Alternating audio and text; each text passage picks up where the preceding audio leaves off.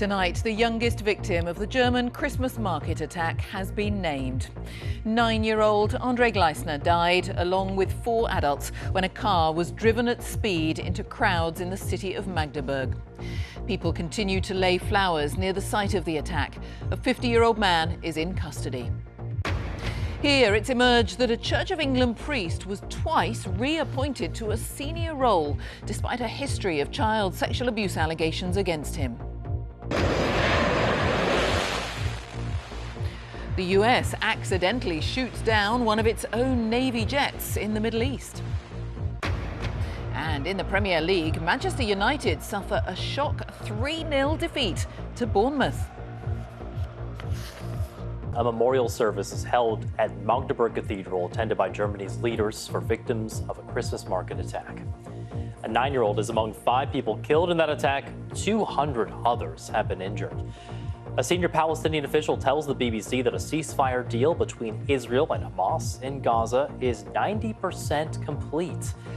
And after days of negotiations, Joe Biden signs a U.S. government spending bill into law, officially averting a shutdown. The bus crash in southeastern Brazil has killed 38 people. Officials say the driver lost control of the vehicle after a tire burst. The bus had reportedly departed from Sao Paulo and was carrying 45 passengers. Pictures from the scene show tangled, charred wreckage littered across the road. Authorities in Nigeria have warned charities distributing aid during the festive season to involve the police after 2 separate crushes at such events on Saturday morning left nearly 40 people dead. Police have said organizers could be prosecuted for criminal negligence.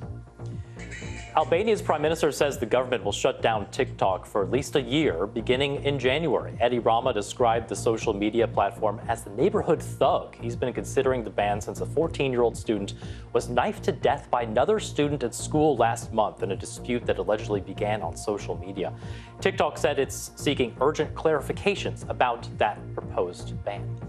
And in a blockbuster matchup in the world of boxing, Alexander Usyk defeated Tyson Fury to retain his title as the undisputed heavyweight champion of the world. The Ukrainian won on points. It was a thrilling 12-round contest in Saudi Arabia, all 3 judges giving him the victory. Usyk set the pace for most of that fight. He landed more punches than his British opponent. It's the 2nd time that he's beaten Tyson Fury.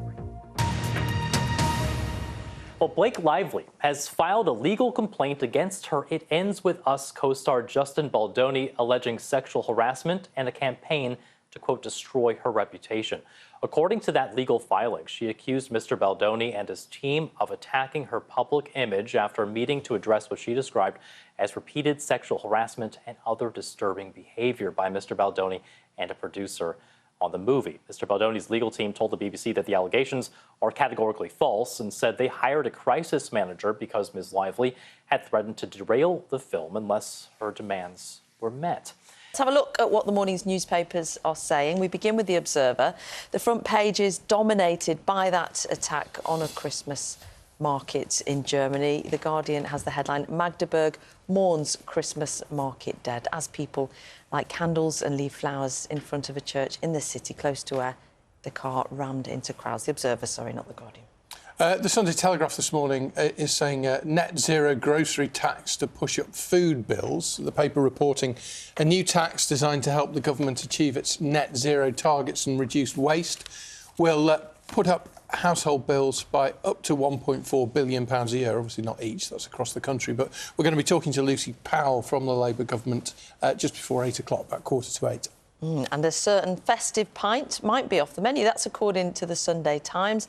It says the Guinness shortage in the UK is continuing, partly due to its popularity, increased popularity among younger drinkers. Now that is a crisis.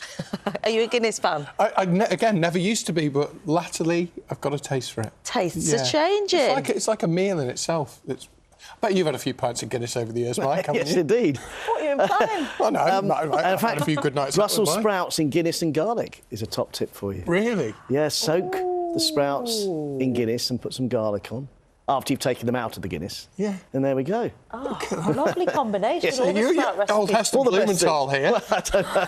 I think you might have issues with you comparing me to him, the great Heston.